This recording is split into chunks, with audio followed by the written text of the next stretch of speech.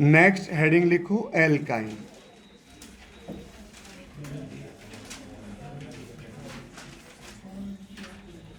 CnH2n-2। Alkyne की काफ़ी reaction alkene की जैसी ही है, क्योंकि एल्कीन भी अनसैचुरेटेड कंपाउंड है, एल्काइन भी अनसैचुरेटेड कंपाउंड है। तो नेक्स्ट हेडिंग लिखो एल्काइन।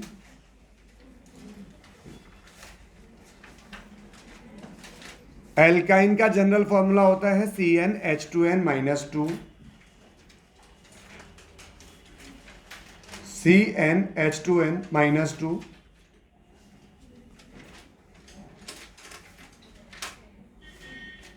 देखो ये एक्स्ट्रा क्लास ना सिर्फ इसलिए है ताकि अपन सारे केस कवर कर सकें, ज़्यादा से ज़्यादा एग्जाम्पल कर सकें, वरना इसे कट शॉर्ट करना तो अपने ही हाथ में है ना। एग्जाम्पल कम करवा दो तो कोर्स तो फटाफट हो जाएगा। ठीक है, एक सिस्टमेटिक वे से कोर्स करवाने के लिए थोड़ा सा टाइम चाहिए होता है। चलो एल्काइन सबसे स्मॉलेस्ट मेंबर कौन होता है इसका? CH triple bond CH। ये क्या होता है? इथाइन। इथाइन, इसे एसिटाइलिन भी बोलते हैं, एसिटाइलिन भी बोलते हैं, और इसे वेल्डिंग में यूज करते हैं। तो जो इसकी फ्लेम होती है उसे एसिटाइलिन, एसिटाइलिन फ्लेम बोलते हैं। ठीक है, इस फ्लेम को यूज किया जाता है, used to create high temperature in welding, high temperature in welding.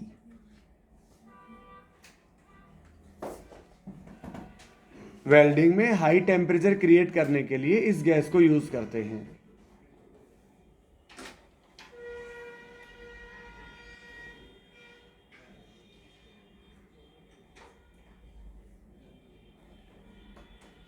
इसके बाद में लिखो method of preparation. Method of preparation,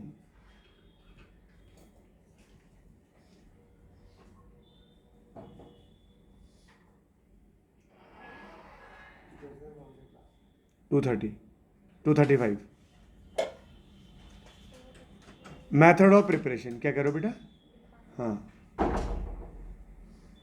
method of preparation.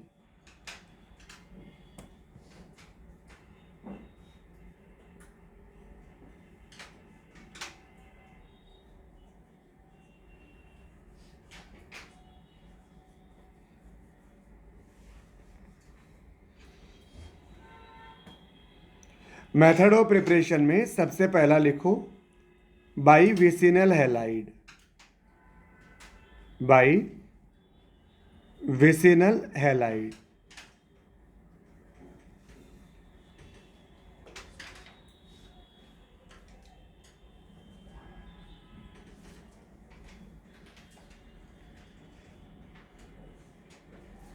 By vicinal halide.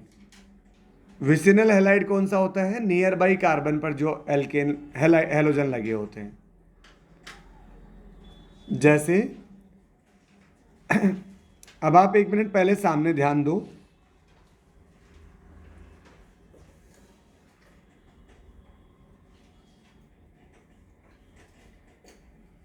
हाँ जी, पहले अब सामने ध्यान दो। यहां पर अपन एल्कोहलिक KOH को यूज करते हैं। एल्कोहलिक KOH अगर आपको याद हो तो क्या करता था ये? डिहाइड्रोहेलोजनेशन, डिहाइड्रोहेलोजनेशन करता था। ये बेसिकली E2 रिएक्शन है। क्या है? E2 reaction. Dehydration E1 reaction होती है, डिहाइड्रोहेलोजनेशन E2 रिएक्शन होती है।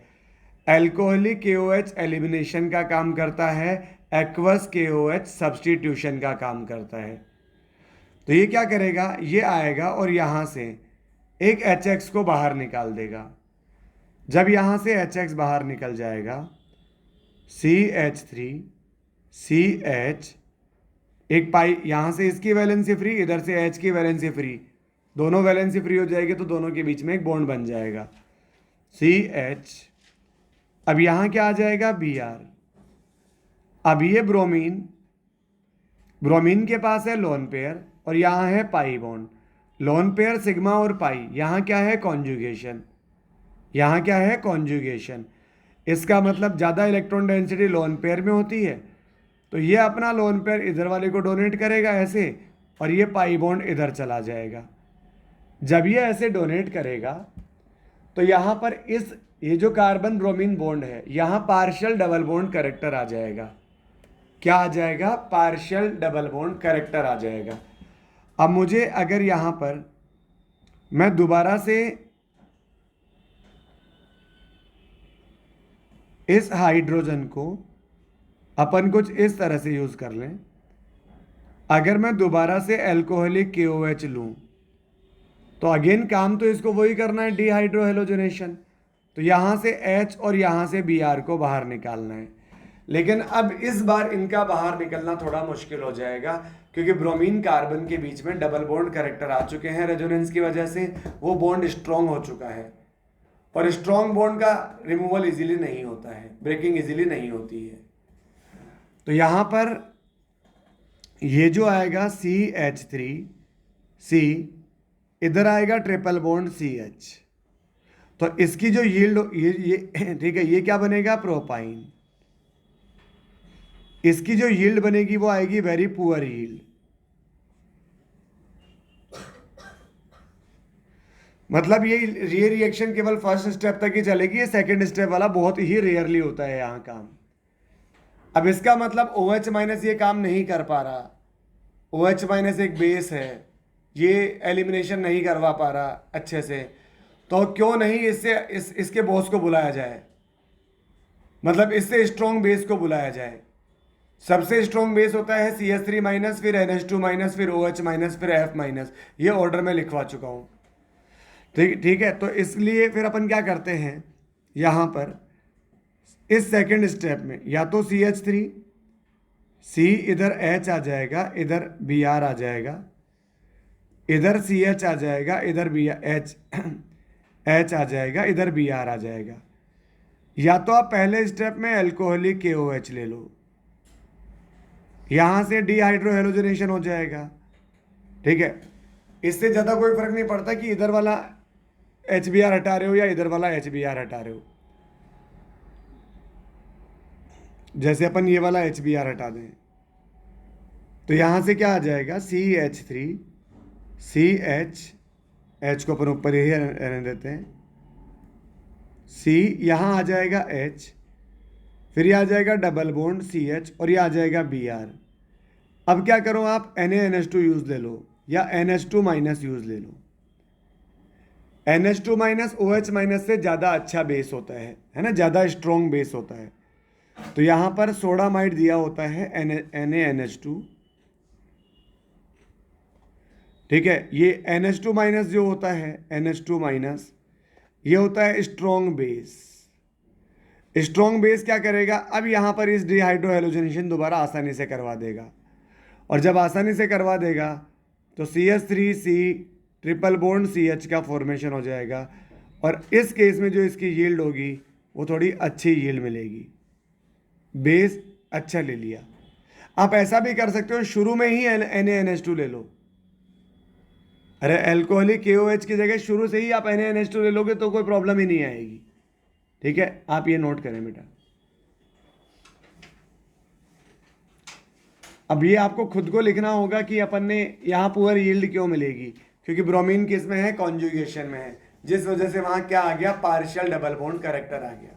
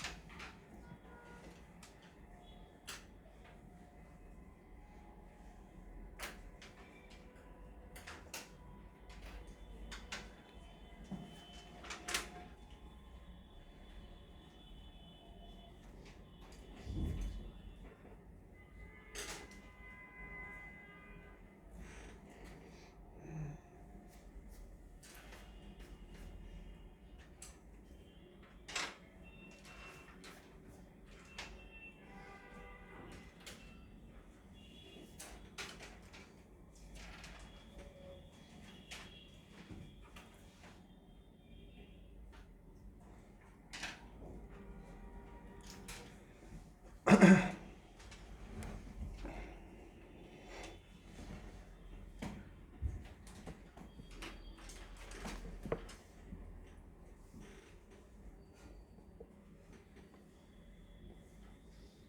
अगर एल्कोहलिक KOH दिया हो तो एल्काइन मत बनाना, आप तो एल्कीन पर ही रोक देना मेनली रिएक्शन को।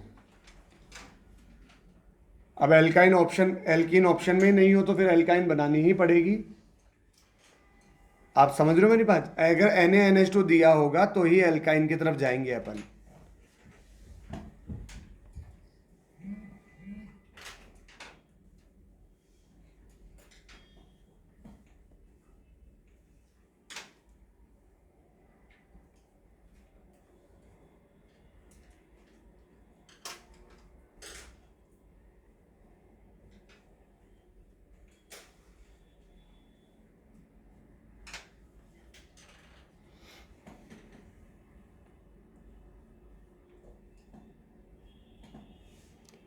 ये कैसा हैलाइड है? वो विसिनल हैलाइड था, ये जेमिनल हैलाइड है। जेमिनल हैलाइड या डाई हैलाइड।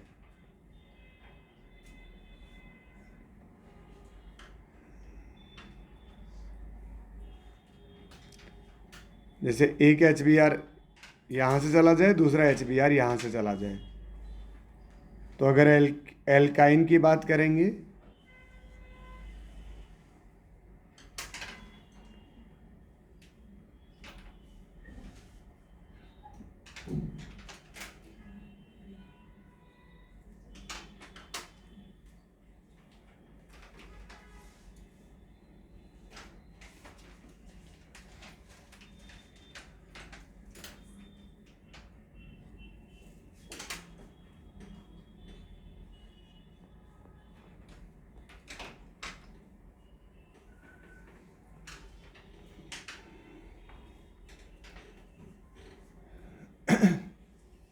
अब जैसे आपने एल्कीन आज कंप्लीट हो गई तो आपका घर जाके ये करना चाहिए, एल्कीन की सारी सारी रिएक्शंस को सिर्फ नाम नाम उनका लिखना चाहिए एक जगह, और फिर उस नेम को रिवाइज करना चाहिए कि हाँ यार इसमें क्या होता था।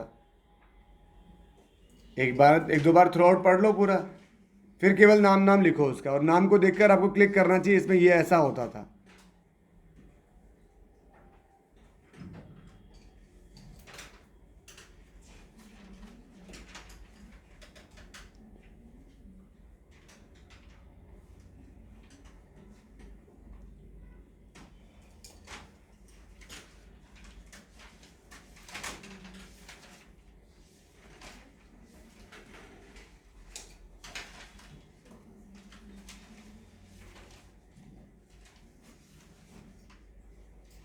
हाँ जी,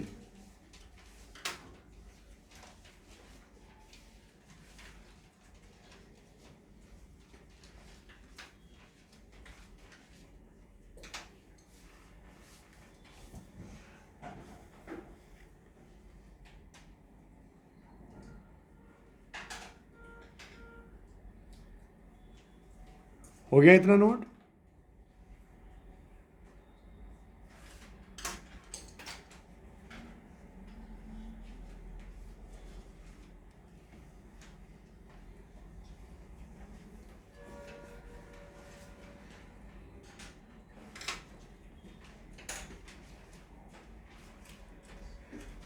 इसके बाद में अगला पॉइंट आता है by Kolbe's electrolysis. By Kolbe's electrolysis, CH double bond CH COONA और COONA। यहां अगर कॉलबे इलेक्ट्रोलाइसिस दे रखा है तो कॉलबे इलेक्ट्रोलाइसिस में फ्री रेडिकल का फॉर्मेशन होता था। वहां देखो, अपन ने एल्कीन में दो रिएक्शन पढ़ी थी कार्बोक्सिलिक एसिड के द्वारा, है ना, बाई कार्बोक्सिलिक एसिड। एक तो पढ़ा था डीकार्बोक्सिलेशन। डीकार्बोक्सिलेशन में सोडा लाइम यूज करते थे, NaNH2 और कैल्शियम ऑक्साइड, NaOH और कैल्शियम ऑक्साइड। वहां तो इंटरमीडिएट जो बनता था कार्ब एनायन बनता था, और एक कॉलबे इलेक्ट्रोलाइसिस में कार्बन फ्री रेडिकल बनता था। उसी सोडा लाइम में एक बात और थी कि अगर बीटा पोजीशन पे -M ग्रुप लगा हो तो वहाँ सोडा लाइम की ज़रूरत ही नहीं होती है, simple on heating he CO2 वहाँ से बाहर निकल जाता है। ठीक है, तो यहाँ क्या हो जाएगा, ये हटेगा, यहाँ रेडिकल बनेगा, यहाँ रेडिकल बनेगा, इधर से ये हटेगा, ठीक है, रेडिकल बनेगा, दोनों आपस में कंबाइन हो जाएंगे। तो CH triple bond CH, note कर लो बेटा, बाई कोल्बे इलेक्ट्रोलाइसिस। ये आप डिफरेंट पेन से बनाएंगे ज़्यादा सही रहेगा ऐसे।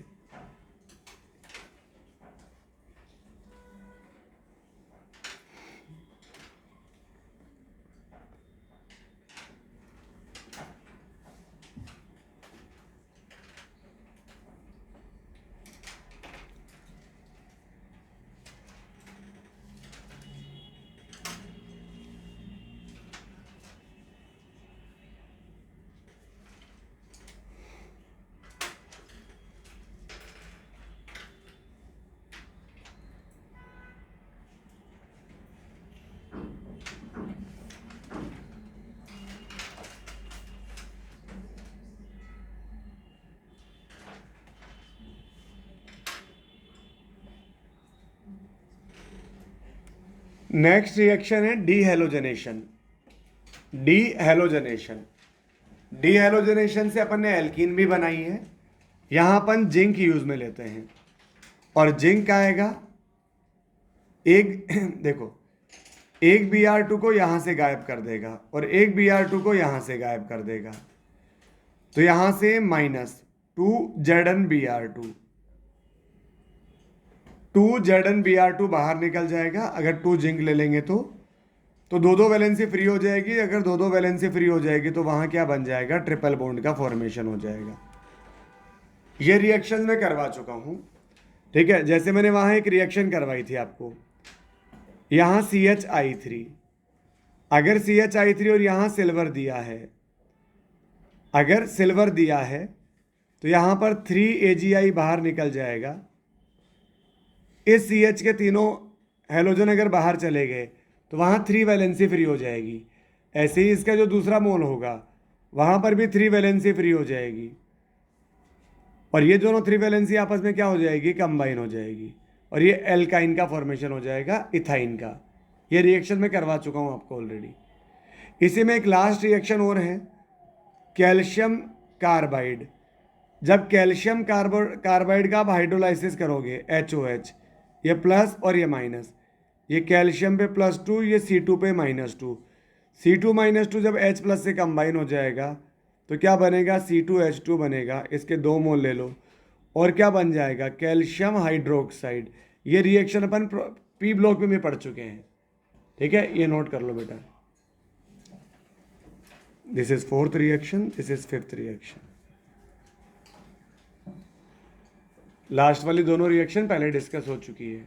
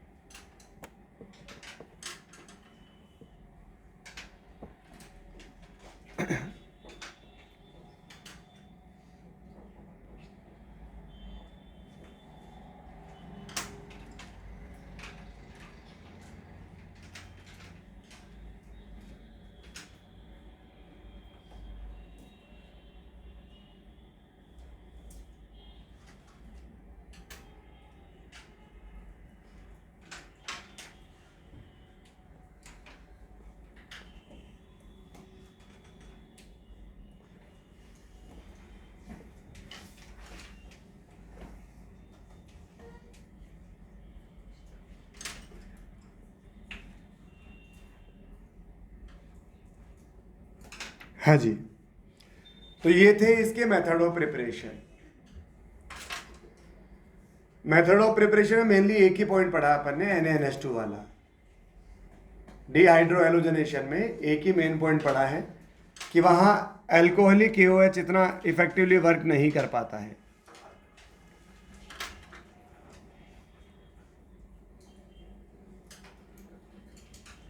ठीक है, चलो इसके बाद में नेक्स्ट पॉइंट आता है फिजिकल प्रॉपर्टीज। तो नेक्स्ट पॉइंट लिखो, फिजिकल प्रॉपर्टीज।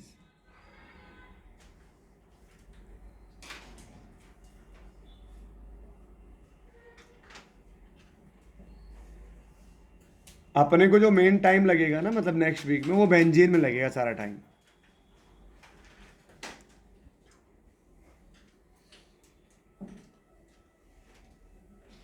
लिखे हेडिंग फिजिकल प्रॉपर्टीज।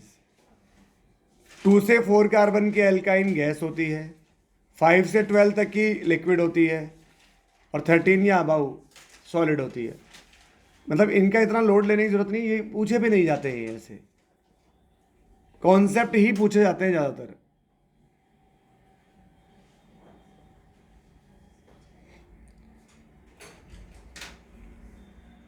ये पहला तो हो गया क्या, फिजिकल स्टेट।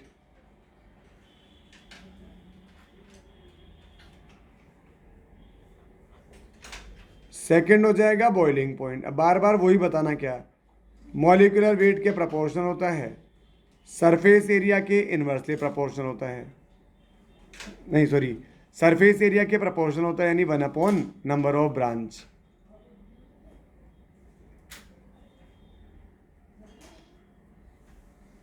नहीं भी पढ़ाते तो भी चलता है, क्योंकि एल्कीन और एल्केन में सेम ही बातें बताई हुई है। वही ब्रांचेस बढ़ेंगी, सरफेस एरिया कम हो जाएगा, सरफेस एरिया कम हो जाएगा।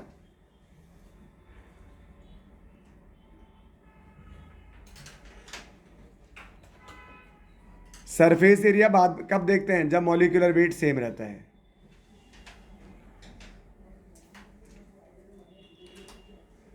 नेक्स्ट लिखो केमिकल रिएक्शन।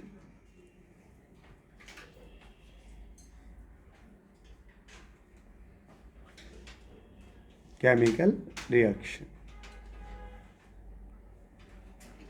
यहां तक आप नोट कर लें। तुषार नोट कर भाई।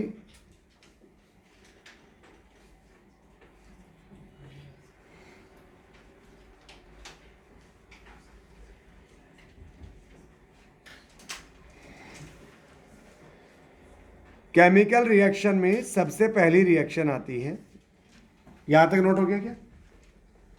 सबसे फर्स्ट रिएक्शन आती है सब्स्टिट्यूशन रिएक्शन।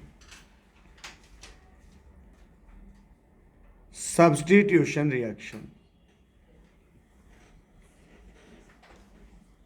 अरे यार ये क्या लफड़ा है। एल्काइन क्या होता है, alkyne CH3 C triple bond CH। यार ये तो कुछ गलत जा रहा है भाई, अपने कॉन्सेप्ट के अकॉर्डिंग तो गलत जा रहा है। अपन ने क्या पढ़ा है, जिनके पास भी पाई बॉन्ड होते हैं, पाई बॉन्ड वीक बॉन्ड होते हैं, और पाई बॉन्ड वीक बॉन्ड होते हैं, तो ये यहां पर ब्रेक हो जाएगा,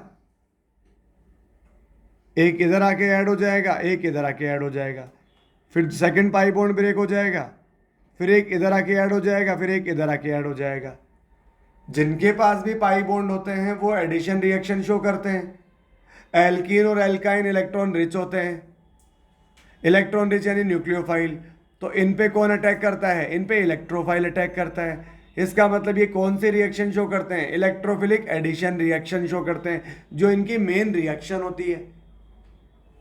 इन वर्ड्स के साथ में अपन ने एल्कीन स्टार्ट की थी, पर यहां तो कुछ और ही काम, यहां तो सब्स्टिट्यूशन रिएक्शन हो रहा है। तो देखो सब्स्टिट्यूशन रिएक्शन क्यों हो रही है, कौन सी एल्कीन सब्स्टिट्यूशन रिएक्शन शो कर सकती है? केवल टर्मिनल एल्कीन जो होती है ना, टर्मिनल एल्कीन, वही सब्स्टिट्यूशन रिएक्शन शो करती है। टर्मिनल एल्कीन मतलब टर्मिनल एल्काइन, एल्काइन कोने पर हो। इसमें क्या होता है, इस कार्बन की इलेक्ट्रोनेगेटिविटी 3.25 होती है। तो ये वाला जो हाइड्रोजन होता है, ये कैसा H होता है, ये एसिडिक H होता है। आपको याद है ना, वो हाइड्रोजन जो मोर ईएन से अटैच हो। मोर ईएन का मीनिंग क्या है, जिसकी ईएन 3 या 3 से ज्यादा हो। ऐसे एलिमेंट से अटैच हाइड्रोजन क्या होता है, एसिडिक हाइड्रोजन होता है। और अगर एसिडिक हाइड्रोजन है तो यहां एसिड बेस रिएक्शन तो हो सकती है, यहां एसिड बेस रिएक्शन हो सकती है। इसका मतलब टर्मिनल एल्काइन ही इस तरह की रिएक्शन शो करती है। तो आप एक पॉइंट लिखो इसमें, लिखो पहले आप ये ऐसा नोट कर लो, ये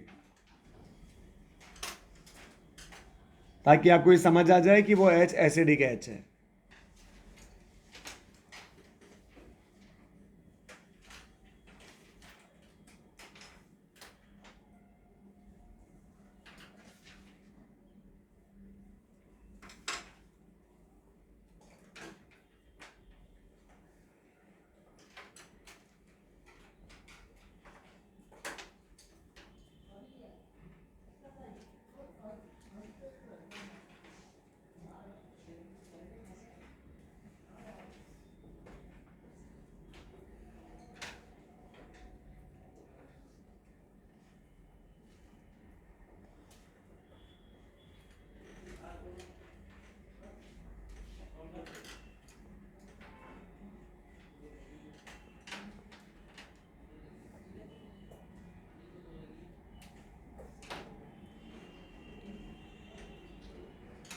due to acidic hydrogen.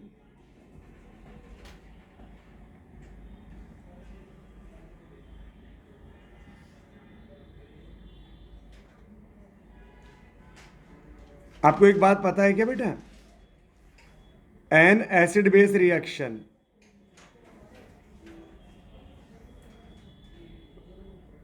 always moves from strong acid plus strong base to weak acid plus weak base. An acid base reaction, ये नोट करो point, always moves from strong acid strong base to weak acid plus weak base.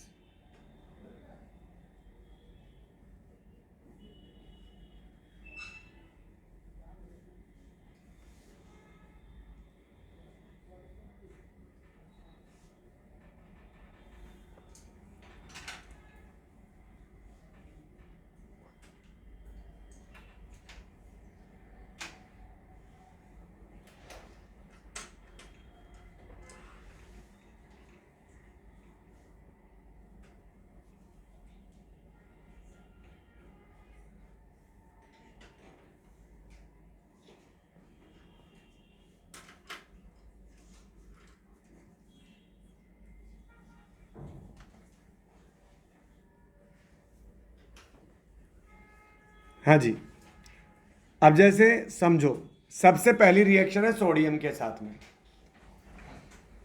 सबसे पहली reaction sodium के साथ में। Sodium क्या है? एक मेटल। मेटल बहुत अच्छे बेस होते हैं, बहुत अच्छे बेस, क्योंकि ये तो अल्कली मेटल है यार, इनसे अच्छे बेस क्या होंगे? बेस क्या करता है? लोन पे डोनेट करता है। तो ये बहुत अच्छे बेस होते हैं। ये क्या करते हैं? ये यहां से इलेक्ट्रॉन लूज करेंगे, Na प्लस प्लस इलेक्ट्रॉन, ठीक है। तो ये Na प्लस आएगा, यहां से H प्लस को रिप्लेस कर देगा, तो क्या आ जाएगा? RC ट्रिपल बॉन्ड C, और इधर आ जाएगा Na प्लस, और ये इस तरह से ये जो H प्लस निकलेगा ये इस इलेक्ट्रॉन से मिलके H बना लेगा, मतलब हाफ H2 का फॉर्मेशन कर लेगा। अब मुझे ये बताना है कि ये रिएक्शन फॉरवर्ड जाएगी या बैकवर्ड जाएगी, ठीक है। आप मुझे एक बात बताओ, फॉरवर्ड डायरेक्शन में हाइड्रोजन कौन लूज कर रहा है? सोडियम लूज कर रहा है कि एल्काइन लूज कर रहा है? सोडियम पे तो हाइड्रोजन है ही नहीं वहां पर, एल्काइन लूज कर रहा है, एल्काइन। इसका मतलब ये यहां क्या है? ये एसिड है यहां पर। बैकवर्ड डायरेक्शन में हाइड्रोजन कौन लूज कर रहा है? बैकवर्ड डायरेक्शन में H2 या एल्काइन? अरे यहां इस जब देखो ना, बैकवर्ड डायरेक्शन में क्या होने वाला है? Na प्लस हट के यहां पर H आने वाला है, तभी तो ये बनेगा। अरे बोलो ना भाई। तो बैकवर्ड डायरेक्शन में हाइड्रोजन कौन लूज कर रहा है? हाइड्रोजन लूज कर रहा है। तो बैकवर्ड डायरेक्शन में एसिड कौन है? हाइड्रोजन एसिड है। अब मुझे बता सकते हो इन दोनों में से ज्यादा अच्छा एसिड कौन होगा? कैसे पता करते हैं? Stability of conjugate base. तो यहां से जब H प्लस हटाओगे, जब एल्काइन से H प्लस हटाओगे तो यहां है ना नेगेटिव बनेगा, और जब हाइड्रोजन से H प्लस हटाओगे तो यहां नेगेटिव बनेगा। कौन सा नेगेटिव ज्यादा स्टेबल है? मोर EN पर नेगेटिव ज्यादा स्टेबल होते हैं, ठीक है। तो कार्बन का, इस कार्बन का हाइब्रिडाइजेशन, ये sp कार्बन है, sp 3.25 होता है, हाइड्रोजन का तो 2.1 होता है। मोर EN पर नेगेटिव ज्यादा स्टेबल होता है, यस और नो? इसलिए ये वाला कॉन्जुगेट बेस ज्यादा स्टेबल है, इसलिए ये एसिड ज्यादा एसिडिक है, और reaction strong acid strong base से वीक एसिड वीक बेस की ओर जाती है। तो ये स्ट्रॉन्ग एसिड था, तो ये रिएक्शन फॉरवर्ड जाएगी, इसका मतलब यहां सब्स्टिट्यूशन होगा। चलो अगला देखते हैं NH2 sorry NaH, Na plus और H माइनस। यहां वही, ये C माइनस और ये H प्लस, तो H प्लस Na प्लस आएगा, H प्लस को हटाएगा, क्या बनेगा वापस? RC ट्रिपल बॉन्ड C, ये Na, और क्या बनेगा इधर? H माइनस H प्लस से मिलके क्या बना लेगा? H2। वो तो सेम ही रिएक्शन है ऊपर नीचे वाली। तो अब बात करते हैं NaNH2, ये Na प्लस और ये NH2 माइनस, Na प्लस और NH2 माइनस, Na प्लस आएगा, H प्लस को हटाएगा, ये H प्लस NH2 माइनस से जुड़ जाएगा और क्या बन जाएगा, अमोनिया। इधर क्या बन जाएगा, RC ट्रिपल बॉन्ड C और ये आ जाएगा Na प्लस,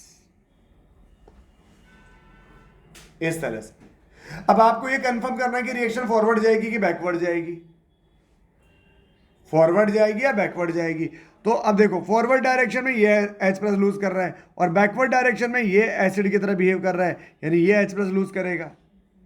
तो H प्लस लूज करवा के कॉन्जुगेट बेस बना लो ना, देख के प्रॉब्लम कहाँ है। तो यहां से जब H प्लस लूज होगा तो क्या बनेगा, NH2 पर आएगा नेगेटिव और वहां कार्बन पर आएगा नेगेटिव। किसकी ईएन ज्यादा है, sp कार्बन की ईएन ज्यादा है कि नाइट्रोजन की ईएन ज्यादा है? अरे नाइट्रोजन की ईएन कितनी होती है, नाइट्रोजन की इलेक्ट्रोनेगेटिविटी कितनी होती है, 3, और sp कार्बन की, तो मोर ईएन पर नेगेटिव ज्यादा स्टेबल होता है, मोर ईएन पर नेगेटिव ज्यादा स्टेबल होता है, यानी ये वाला कार्बन आयन ज्यादा स्टेबल है, एल्काइन वाला, तो वो ज्यादा ठीक है। तो ये वाला कॉन्जुगेट बेस ज्यादा स्टेबल है, ये वाला कॉन्जुगेट बेस ज्यादा स्टेबल होगा। इसका मतलब ये वाला एसिड ज्यादा एसिडिक है, जिसका कॉन्जुगेट बेस ज्यादा स्टेबल है वो एसिड क्या होता है, मोर एसिडिक। तो ये रिएक्शन में कहां जाएगी, फॉरवर्ड जाएगी, ये रिएक्शन में फॉरवर्ड जाएगी, ठीक है। तो यहां पर भी ये बनेगा, सब्स्टिट्यूशन होगा, ठीक है। अब जैसे टॉलेंस रिएजेंट है, अपन एक काम करते हैं, टॉलेंस रिएजेंट की रिएक्शन बाद में कराते हैं, पहले अपन एक काम करें, क्या इसकी रिएक्शन अपन NaOH से कराते हैं। NaOH से कराते हैं तो ये Na प्लस और ये OH माइनस, तो ये Na प्लस ये H प्लस OH माइनस से जुड़ेगा, क्या बन जाएगा, H2O, और इधर क्या हो जाएगा, RC triple bond C, H plus को हटा के कौन जुड़ गया वहां पर, Na प्लस। रुद्राक्षी आप मुझे ये बात बताएं, ये रिएक्शन फॉरवर्ड डायरेक्शन में जाएगी कि बैकवर्ड डायरेक्शन में जाएगी? एसिड को कंपेयर करो उनके कॉन्जुगेट बेस बनाकर, ये बैकवर्ड डायरेक्शन में जाएगी। रीजन बीइंग कि यहां H2O H प्लस लूज कर रहा है, तो यहां एसिड ये है, तो ये जब एसिड H प्लस लूज करेगा तो क्या बनेगा, OH नेगेटिव, नेगेटिव आएगा ऑक्सीजन पर, ऑक्सीजन की ईएन होती है 3.5, sp कार्बन की है 3.25, मोर ईएन पर नेगेटिव ज्यादा स्टेबल होता है, तो ऑक्सीजन पर नेगेटिव ज्यादा स्टेबल है बेटा जी, यानी ये वाला एसिड इसका कॉन्जुगेट बेस ज्यादा स्टेबल है, यानी ये स्ट्रॉन्ग एसिड है, और ये और रिएक्शन तो स्ट्रॉन्ग एसिड से वीक एसिड की ओर जाती है, ये रिएक्शन कहां जाएगी, बैकवर्ड जाएगी। इसका मतलब ये रिएक्शन फॉरवर्ड नहीं जाएगी, ठीक है, बैकवर्ड शिफ्ट।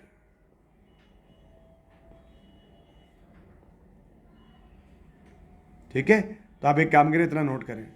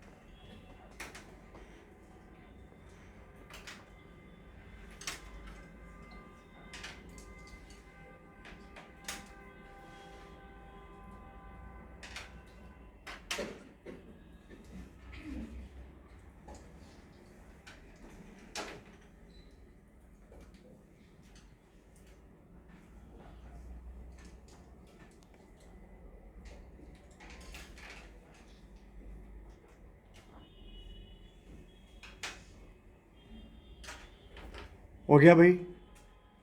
चलो, इसके बाद में 2-3 रिएक्शन और पढ़ते हैं। नेक्स्ट आता है टॉलेंस रिएजेंट के साथ। टॉलेंस रिएजेंट क्या होता है? Ammoniacal silver nitrate.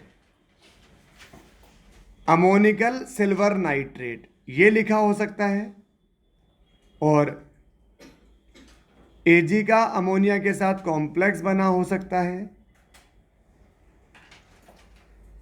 या सिंपल Ag+ लिखा हो सकता है। इनमें से कुछ भी लिखा हो सकता है। तो वही सिल्वर आएगा, H+ को रिप्लेस करेगा। ठीक है, तो यहां पर ये सिल्वरी वाइट पीपीटी बनेगा। अगर आप इसी की रिएक्शन CuCl2 मतलब अमोनिकल क्यूप्रस क्लोराइड से कराते हैं, अमोनिकल सिल्वर से करवाई तो Ag+ आया, अमोनिकल क्यूप्रस से करवाओगे तो Cu+ आएगा। जब Ag+ आएगा तो पीपीटी बनेगा सिल्वरी वाइट, और जब कॉपर+1 आएगा तो उस पर पीपीटी बनेगा red brown PPT, red brown PPT. यहां एक रिएजेंट है, ये बहुत इंपॉर्टेंट रिएजेंट है, सोडियम प्लस लिक्विड अमोनिया। हर ये टर्मिनल एल्काइन में अलग रिएक्शन देता है और नॉन टर्मिनल एल्काइन में अलग रिएक्शन देता है। टर्मिनल एल्काइन में तो ये क्या है? ये बेस है।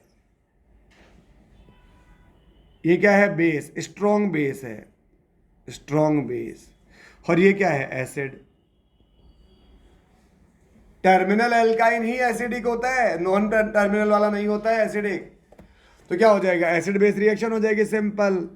तो यहां से वही R, ये तो अपन कर चुके हैं, RC triple bond C, H+ हटेगा, उसकी जगह क्या आ जाएगा? सोडियम आ जाएगा, और क्या निकल जाएगा? हाफ H2 बाहर निकल जाएगा। अमोनिया का तो कोई लेना देना है नहीं यहाँ पर, ये नोट कर लें बेटा।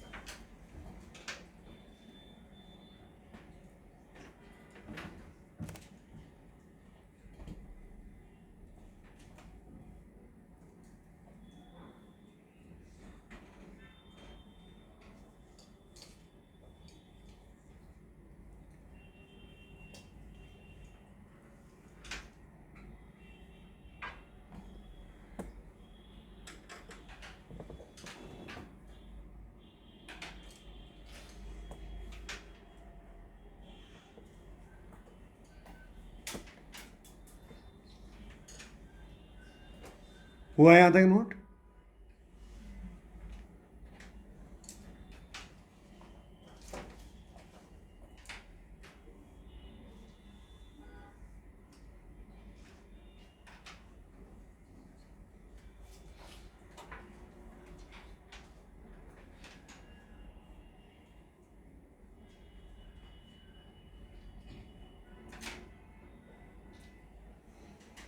हाँ जी, ये जो वाटर था ना यहाँ पर, इसके आगे आप स्ट्रॉन्ग एसिड लिख लेंगे, इसके आगे आप वीक एसिड लिख लेंगे, इसके आगे आप वीक एसिड लिख लेंगे, ताकि आपको पता रहे कि ये रिएक्शन बैकवर्ड क्यों जा रही है। सही बात है ना? स्ट्रॉन्ग से ही तो वीक की ओर जाएगी reaction.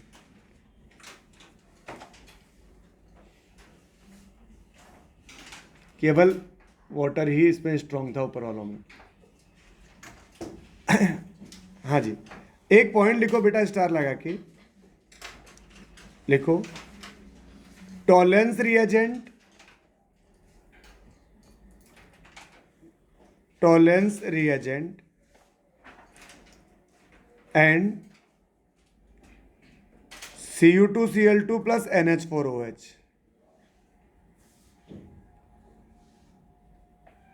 are used to differentiate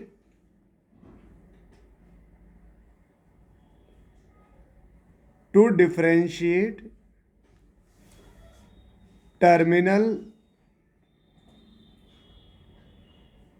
and non-terminal alkyne. Non-terminal alkyne. They react only with terminal alkyne. Terminal alkyne, वो केवल टर्मिनल एल्काइन के साथ में रिएक्शन करते हैं।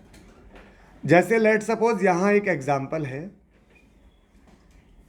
CH3C ट्रिपल बॉन्ड C और इधर आ जाएगा CH3, ठीक है। इस तरह का एक एग्जांपल है। अगर यहां पर लिख दिया जाए AgNO3 और NH4OH तो यहां no reaction. Second Cu2Cl2 plus NH4OH तो नो रिएक्शन। इनके ये नॉन टर्मिनल है ना बेटा, इसके पास तो एसिडिक H है ही नहीं, तो इनके साथ में ये रिएक्शन नहीं होगी। लेकिन अगर इसके साथ में अपन इसकी रिएक्शन कराएं, sodium plus liquid ammonia, sodium plus liquid ammonia, तो यहां मेरे पास एल्कीन का फॉर्मेशन होगा और बहुत स्पेसिफिक ट्रांस एल्कीन का फॉर्मेशन होगा।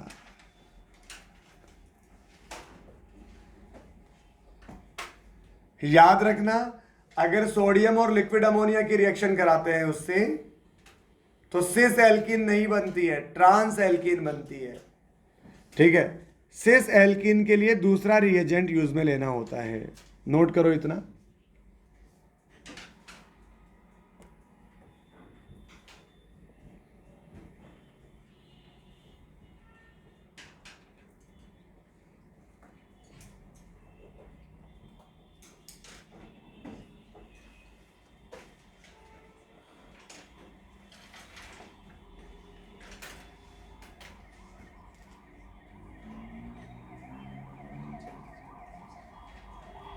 हो गया, ठीक है। अब जैसे अगर मान लो सिस एल्कीन बनानी हो तो क्या करें अपन, तो सिस एल्कीन बनाने के लिए अपन इसके रिएक्शन कराते हैं PDC से, ठीक है, पैलेडियम विद चारकोल या पैलेडियम विद कैल्शियम कार्बोनेट। इसके साथ में यहां पर अपन को पॉइजन भी यूज में लेना होता है, पॉइजन, ठीक है। पॉइजन क्या क्या हो सकता है, सल्फर हो सकता है या क्विनोलिन हो सकता है, सल्फर या क्विनोलिन हो सकता है। तो यहां पर जो एल्कीन बनेगी C double bond C CH3 H और H, ये सिस एल्कीन का फॉर्मेशन करेंगे, सिस एल्कीन का, ठीक है। इसे बोला जाता है लेंडलार कैटलिस्ट, लेंडलार कैटलिस्ट, ये नोट करें बेटा।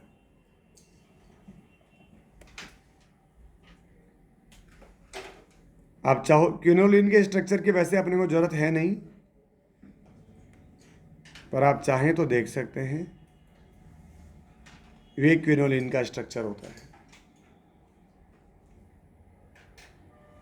ये क्विनोलिन का स्ट्रक्चर होता है।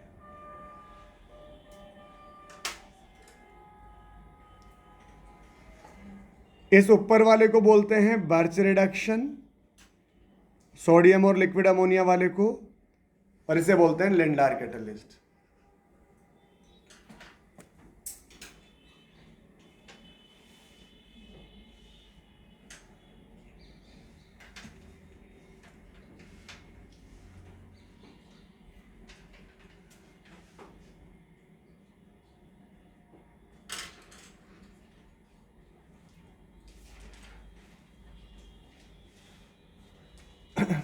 बस 2 मिनट और लगेगी।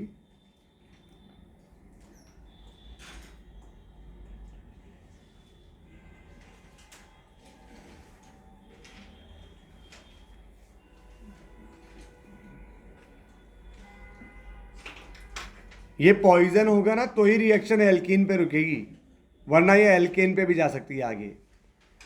इसका फर्दर भी तो रिडक्शन हो सकता है। भाई किया क्या आपने, हाइड्रोजन के साथ एडिशन ही तो करा है इनका, पाई बॉन्ड हटेगा, HH लगेगा।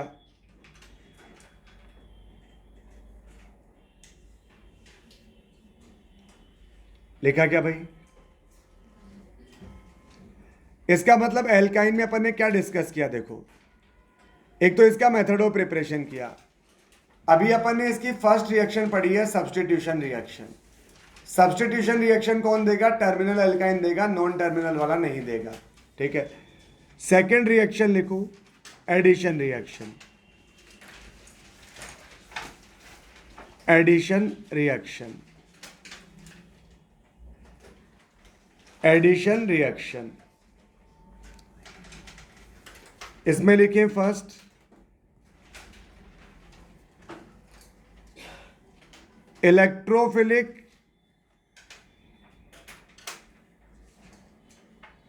Addition reaction, EAR।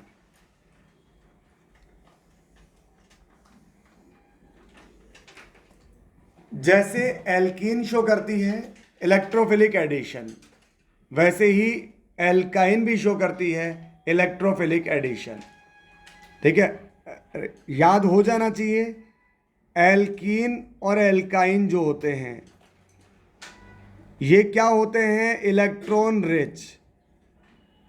ये इलेक्ट्रॉन रिच होते हैं, इनके पास वीकली बॉन्डेड पाई बॉन्ड होता है, जिसे फटाक से ब्रेक करके कभी भी कैश कर सकते हो लोन पेयर की फॉर्म में। तो ये क्या होते हैं बेटा? ये न्यूक्लियोफाइल होते हैं, न्यूक्लियोफाइल। और अगर ये न्यूक्लियोफाइल है तो इन पे कौन ऐड होगा? इन पे इलेक्ट्रोफाइल ऐड होगा। कौन ऐड होगा? इलेक्ट्रोफाइल, ठीक है। तो बहुत है आज के लिए, बाकी फिर यहां से स्टार्ट करेंगे नेक्स्ट टाइम पे।